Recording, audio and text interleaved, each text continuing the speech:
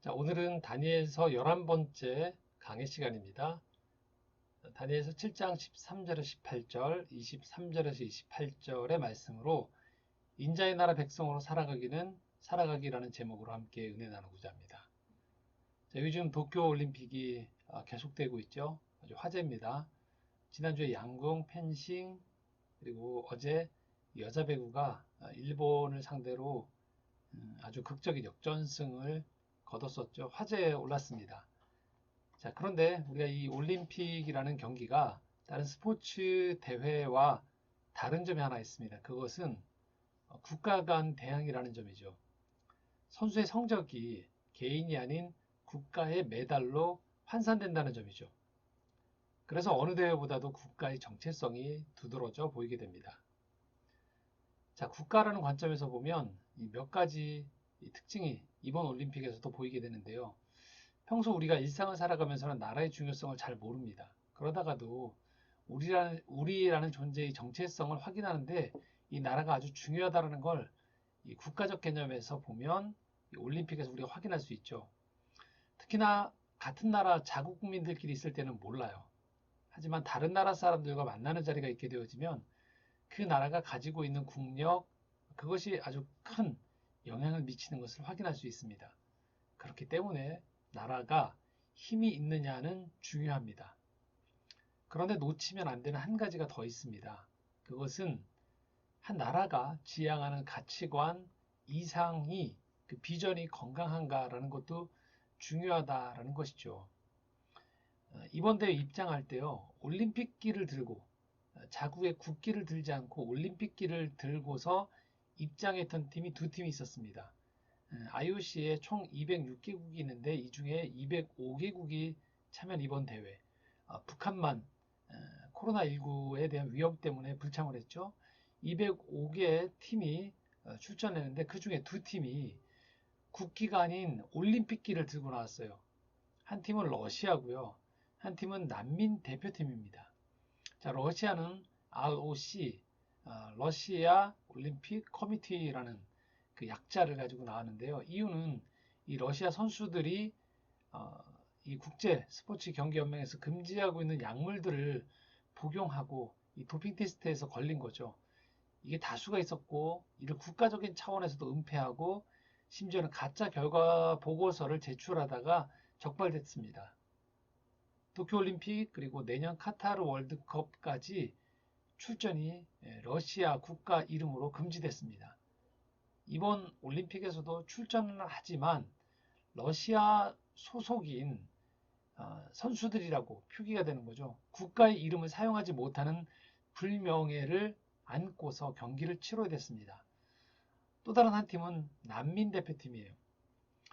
11개국에서 나온 29명의 선수들이 이 난민 대표팀으로 합류했습니다. 그리고 참여했는데요.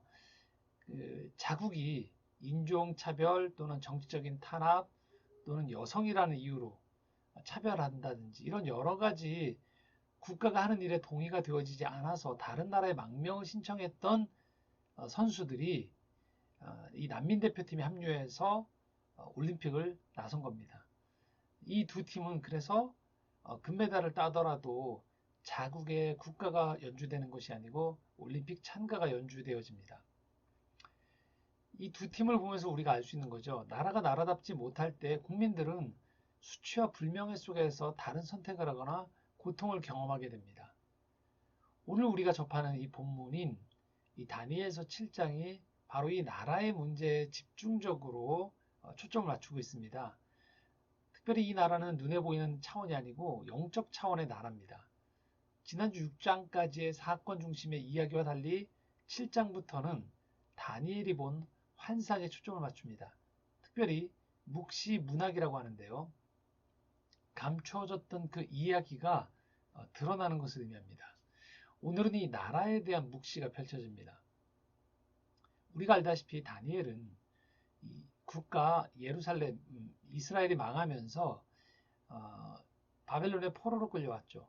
그리고 나라가 거듭 바뀌면서 세 명의 왕을 섬기게 됩니다. 다니엘의 입장에 보면 얼마나 불안정한 삶이었겠습니까? 신분도 포로였고 그가 속해 있던 국가도 불안했던 거죠. 그런 다니엘에게 하나님께서 환상을 보여주십니다. 오늘 우리가 다뤘던 이 7장의 앞절 전반부에 해당되어지는 7장 전반부에 환상이 나오는데요. 바다에서 네 짐승이 올라오는 환상입니다.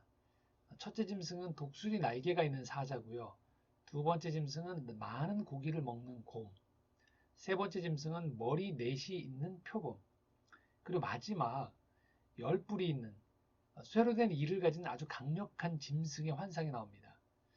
그야말로 짐승으로 가득한 나라였어요. 하나님께서 다니엘에게 이 짐승의 환상을 보여준 이유는 바로 다니엘이 살아가는 이 세상의 이 나라들, 왕이 통치하는 이 열왕들이 통치하는 이 나라들의 속성이 바로 짐승이라는 거예요. 자, 16절, 17절 말씀 한번 같이 읽겠습니다.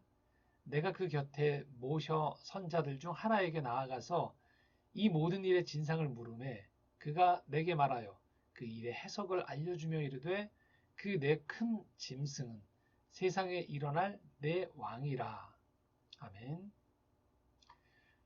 환상을 통해서 하나님께서 이 세상에 강력한 영향을 미치는 나라들의 실체를 보여주신 거예요.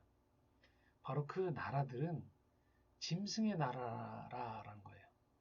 사람의 눈으로 보기엔 제 아무리 강하고 위대하고 아름다워 보여도 하나님은 그 안에 담겨있는 짐승성, 야수성을 보신 겁니다. 세상 나라의 특징이 짐승과 같다는 거예요. 우리는 역사를 통해서 잘 알고 있습니다.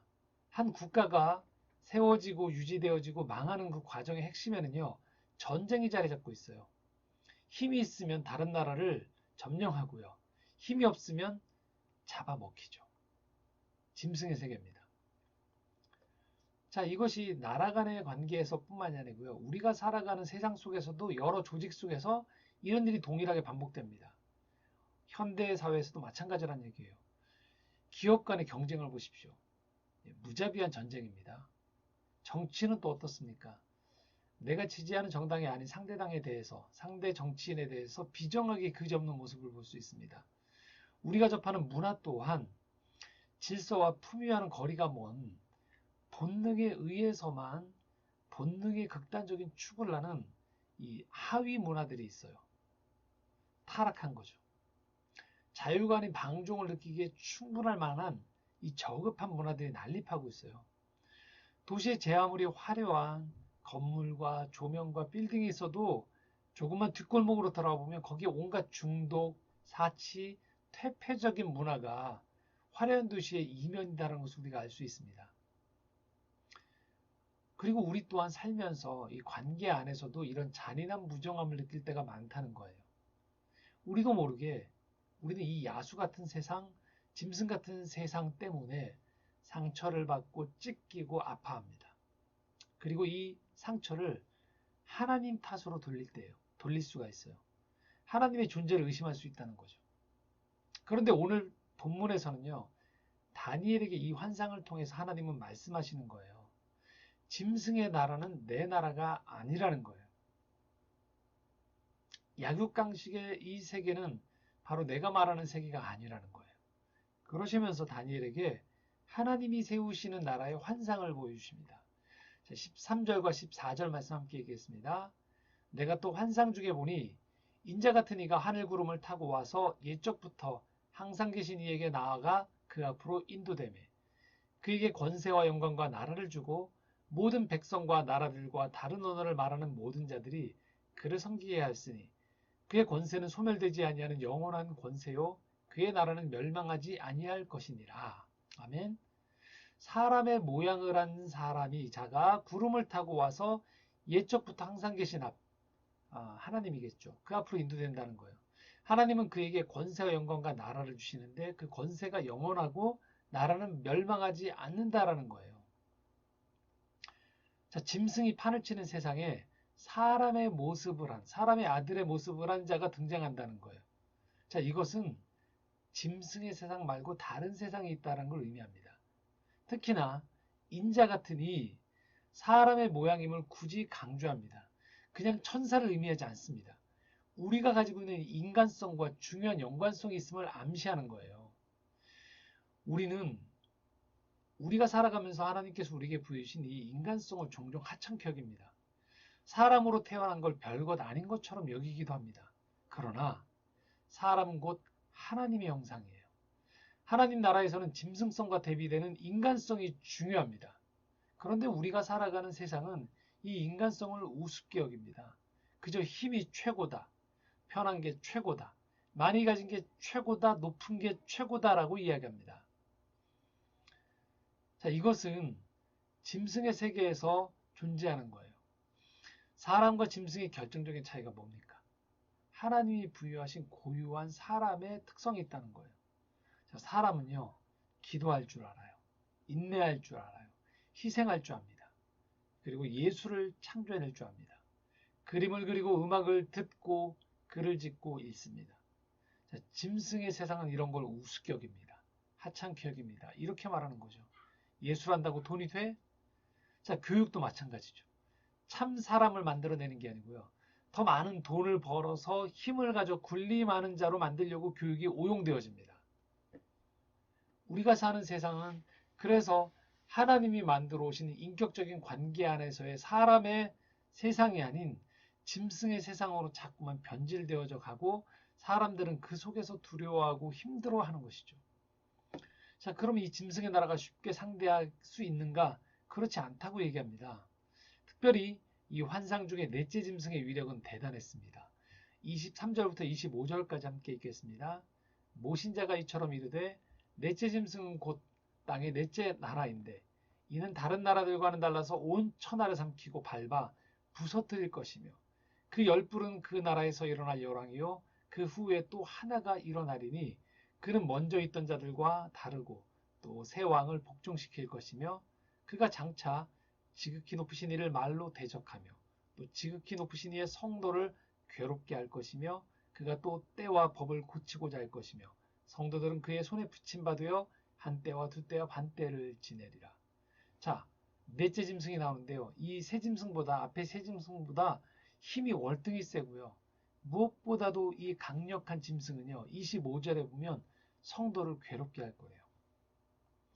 믿음의 사람들을 괴롭히는 존재가 이 세상에 있다는 거예요. 신앙을 가지면 모든 어려움에서 해방이라고 말하지 않습니다.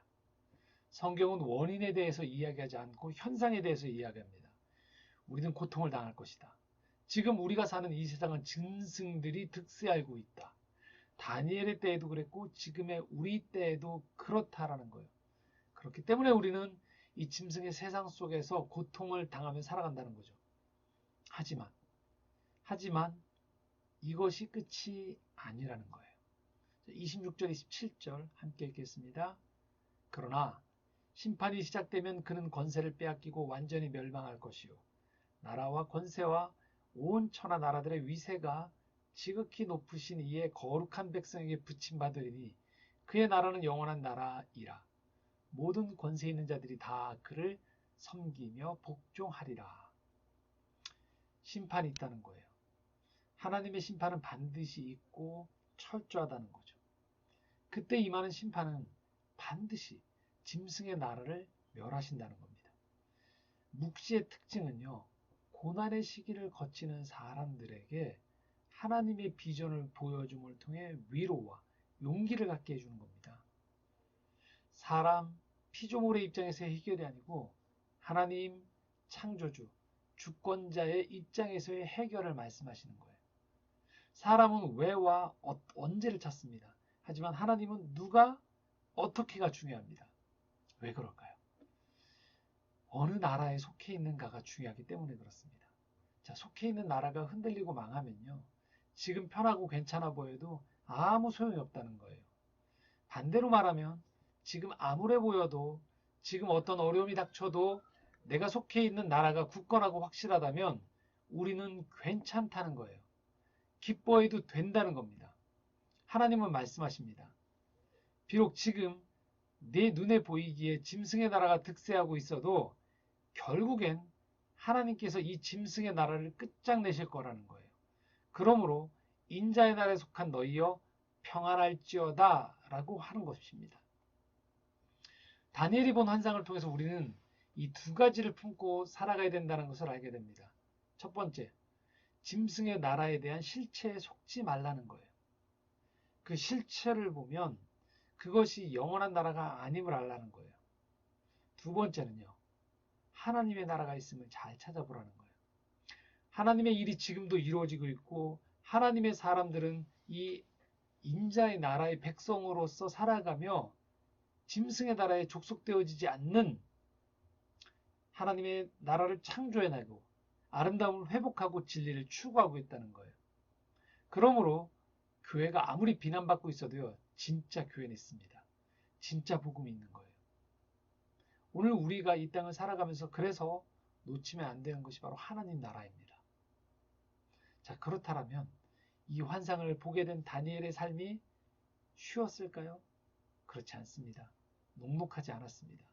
자, 오늘 7장 15절 28절 한번 같이 읽겠습니다. 나 다니엘이 중심에 근심하며 내 머릿속에 환상이 나를 번민하게 한지라. 그 말이 이에 그친지라. 나 다니엘은 중심에 번민하였으며 내 얼굴빛이 변하였으나 내가 이 일을 마음에 간직하였느니라. 자, 번민이란 단어가 두 번이나 나옵니다. 쉽지 않다는 거예요. 우리는 다니엘이 겪은 이 긴장, 이 번민을 오늘도 우리 또한 안고 살아갑니다. 분명 하나님이 주신 비전과 소망은 크고 아름답습니다. 그러나 그 비전이 이루어질 때까지 겪게 될 일들, 실제 그런 일이 벌어지게 되면서 겪게 될 일 등은 이 땅에서 우리가 쉽지 않은 삶을 살아간다는 것을 의미합니다. 마치 다니엘처럼 우리가 살아가는 삶에서 우리는 하나님 나라에 대한 속한 기쁨, 소망이 있습니다. 그러나 그 못지않게 현실에 대한 갈등, 외로움, 인내의 시간이 있다는 것이죠. 하지만 우리는 이 번민 속에서 다니엘의 또 한 가지의 태도를 주목해야 됩니다. 마지막 부분인데요. 28절 내가 이 일을 마음에 간직하였느니라 라고 이야기합니다. 그는 고민스럽다고 내팽개쳐버리거나 환상을 봤다고 들떠서 기고만장하지 않았습니다. 마음에 간직했습니다. 이 환상을 마음에 간직했다는 건 다시 일상으로 돌아간다는 의미예요. 그가 앞으로 닥칠 어려움 속에서도 소망을 잃지 않겠다라는 거예요. 때론 현실이 막막하고 하나님 뜻이 안 보이는 것 같을지라도 보여주신 뜻을 따라서 그 자리를 지키고 묵묵히 신실하게 성도로서의 삶을 살아가겠다라는 것이죠. 우리 또한 마찬가지입니다. 은혜를 받고도 마음에 품지 않고 혹시 금방 날아가 버리는 것은 아닌지요. 결단하고도 조금의 어려움이 찾아오면 언제 그랬냐는 듯이 불평과 혼돈 속에서 그렇게 살아가고 있지는 않은지요. 예배의 자리에서, 기도의 자리에서, 묵상의 자리에서 주신 말씀이 있다라면 마음에 담는 겁니다. 인내하는 겁니다. 친절과 감사를 삶의 주변부로 밀어내는 것이 아니고 다시 삶의 중심으로 가져오는 것입니다. 그것이 짐승의 나라가 아닌 인자의 나라 백성으로 살아가는 사람들의 삶의 모습인 것입니다. 짐승 같은 이 현실 때문에 답답하고 암울하고 상처가 되어질 때 우리가 인자의 나라의 백성임을 기억하십시다. 우리에게 소망이 있습니다. 지금 이 고난의 때를 겪고 있다면 인내하며 그렇게 하나님 주시는 그 비전을 향해 한 걸음 한 걸음 걸어갈 수 있는 우리가 되어지기를 소망합니다.